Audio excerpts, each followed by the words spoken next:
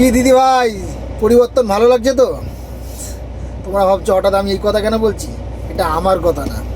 আমি একটা ভিডিওর কমেন্ট বক্সে গিয়ে দেখছিলাম, এই ভিডিওটা কিছু মহিলারা, মা বোনেরা যারা অন্নপূর্ণা ভাণ্ডার পায়নি, তাদের আন্ডার প্রসিংয়ে আছে, তারা গিয়ে আন্দোলন করছে।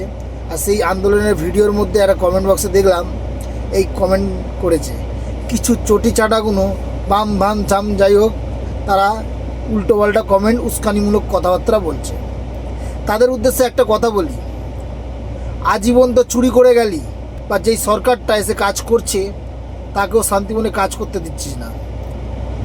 আর পরিবর্তনের কথা, পরিবর্তন আমরা কি চেয়েছিলাম? এই পশ্চিমবঙ্গের মানুষরা পরিবর্তন কি চেয়েছিল? পরিবর্তন চেয়েছিল গ্রামের শহরের যেসব সরকারি স্কুলগুলো আছে সেইগুলোর পরিবর্তন চাই, সেইগুলোর কাঠামোগুলো ঠিক করতে চাই। স্বাস্থ্য কাঠামোগুলোর কী অবস্থা, সরকারি হসপিটালগুলোর কী অবস্থা, সেইগুলোর পরিবর্তন চেয়েছিলাম। রাস্তাঘাটের যেখানে যেখানে বৃষ্টি হয়, বা বৃষ্টি হোক বা না হোক, যেখানে জল জমে যায়, রাস্তাগুলো উবড়ো খাবড়া, সেই সবের পরিবর্তন চেয়েছিলাম। যেসব নেতা মন্ত্রীদের ঘর থেকে এত এত কারি কারি টাকা, কোটি কোটি টাকা বেরোচ্ছে, সেই সবের পরিবর্তন চেয়েছিলাম। আমরা পরিবর্তন চাইনি শুধু ভাতা পাওয়ার জন্য, পরিবর্তন চেয়েছিলাম মানুষের মনটাকেও একটু পরিবর্তন হতে হবে। মাত্র 100 দিনের সরকার, টাইম দিন, আস্তে আস্তে সব হবে।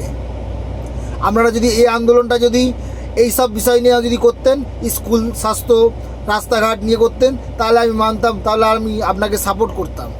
আজকে আমি যারা সাধারণ মানুষ, পশ্চিমবঙ্গের নাগরিক হিসাবে এই কথাটা বলতে বাধ্য হচ্ছি, আমরা এই পরিবর্তন চাইনি, শুধু ভাতার পেছনে দৌড়াচ্ছি। জয় হিন্দ, বন্দে মাতরম।